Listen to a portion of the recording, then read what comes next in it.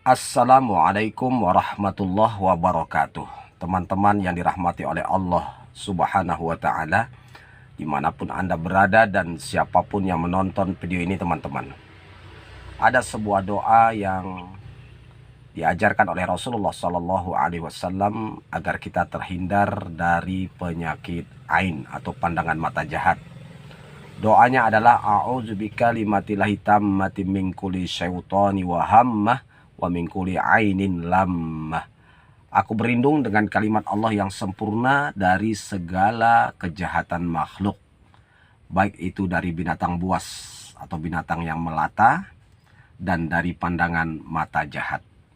Teman-teman yang dirahmati oleh Allah Subhanahu wa ta'ala, membacakan doa agar terlindung dari gangguan atau pengaruh ain itu sangat penting ya. Karena hampir rata-rata penyakit atau meninggalnya manusia ini dikarenakan terkena penyakit ain. Penyakit ain itu adalah pandangan mata. Seseorang memandang kepada seseorang itu baik pandangan takjub ya atau kagum maupun pandangan hasad atau dengki atau iri ya. Jadi pandangan itu ada dua macam, ada yang karena kagum, karena terpesona, kagum, atau memang pandangan itu pandangan hasad, pandangan iri, pandangan benci, atau pandangan dengki ya teman-teman. Teman-teman yang dirahmati oleh Allah Subhanahu wa ta'ala, makanya kalau kita kagum kepada seseorang, ucapkanlah, doakanlah Masya Allah, engkau dikehendaki Allah, Masya Allah, atau barakallahu fikum, atau barakallahu fik ya, atau barakallahu fik, semoga engkau diberkahi oleh Allah Subhanahu wa ta'ala. Jadi ketika kita kagum kepada seseorang, ketika membacakan kalimat Masya Allah atau barakallahu fik ya, maka orang itu akan terhindar dari penyakit ain ya. Tapi kalau kita tidak mengucapkan itu ketika kita kagum ya, maka dia akan bisa kena ain. Bahkan ain itu tidak kena seseorang saja, bahkan kendaraan, harta benda pun bisa kena. Misalnya kita kagum dengan mobil barunya, kita punya teman baru beli mobil baru ya, kemudian kita langsung kagum begitu saja, wah hebat ya mobilmu baru ya, cantik ya, tahun berapa ini ya misalnya kan, berapa kau beli ini. Itu bisa membuat kendaraan itu bisa terkena ain teman-teman, bisa rusak tiba-tiba atau kecelakaan ya, atau kecelakaan. Makanya ucapkan Masya Allah ya kan, Masya Allah mobil baru ya, dipuji dulu Allah, Masya Allah ya, Insya Allah tidak kena penyakit ain. Ini dari pandangan kagum. Yang sering kena kali itu anak-anak kecil ya. Makanya kalau anak kecil, anak bayi, janganlah sering diposting-posting ya teman-teman. Posting itu hanya jika diperlukan, bermanfaat ya. Tapi kalau tidak boleh teman-teman, karena itu bisa terkena ain.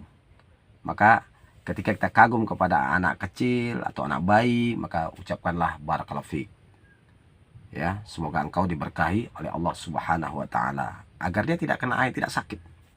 Makanya ada yang nanti sakit, nangis saja ya kan, akibat kena pandangan ain, pandangan mata. Nah, ada namanya pandangan hasad, pandangan iri ya, pandangan benci, pandangan dengki.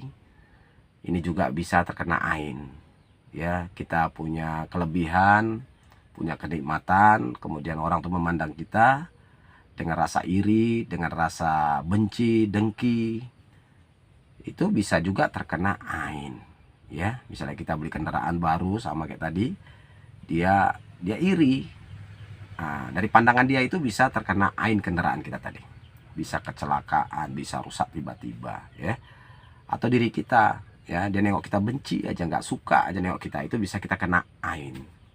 Makanya sangat penting membacakan doa tadi ya, a'udzubika limatillahi tammati min kulli syaitani wa hammah wa min kulli ainin lammah ya. Itu perlu kali dibaca agar supaya kita terhindar dari penyakit atau serangan atau pengaruh ain. Dan penyakit ain ini lebih unik ya daripada sihir ya teman-teman. Lebih unik, lebih berbahaya. Kenapa? Kalau sihir itu pasti serangan itu datang dari orang jahat ya, pasti dari orang jahat, pasti dari orang-orang tak benar ya. Tapi kalau namanya ain itu bisa dua jalan, dari orang yang baik dan orang yang buruk. Nah, kalau dari orang yang baik, pandangan kagum ya, tanpa mengucapkan doa barakallahu fik ya, atau masya Allah, nah itu orang itu bisa kena ainnya. Nah, dari pandangan jahat ya kan, dari pandangan jahat, benci, iri, dengki ya, itu bisa juga kena ain. Makanya susah memilah-milahnya. Dan ain ini kita nggak bisa tebak dari mana dia, siapa dia. Jadi ain itu bisa saja dari mana-mana. Bahkan misalnya anak itu sakit kena ain, bisa jadi dari tantenya. Ya, dari tantenya, dari kakeknya, bisa. Dari pamannya ya, bisa teman-teman. Orang-orang terdekat. Nah, atau sepupunya ya, saudara sepupunya itu bisa. Jadi apalagi orang lain ya, nah, yang dekat-dekat juga bisa. Nah, itu masalahnya, kita nggak tahu dari mana ain. Kalau sekiranya ada yang kita curigai, ain itu oh dari sepolan, seperti kita curiga dari dia, caranya adalah ketika dia berwudhu ditampung bekas air wudhunya tadi, kemudian dimandikan ke orang yang terkena ain. Itu solusinya, rukyahnya seperti itu. Atau dengan cara kita mengundang dia makan ke rumah ya, undang dia makan, siapkan cuci tangan. Nah, nanti dia kan akan cuci tangan, itu juga bisa menjadi solusi ya.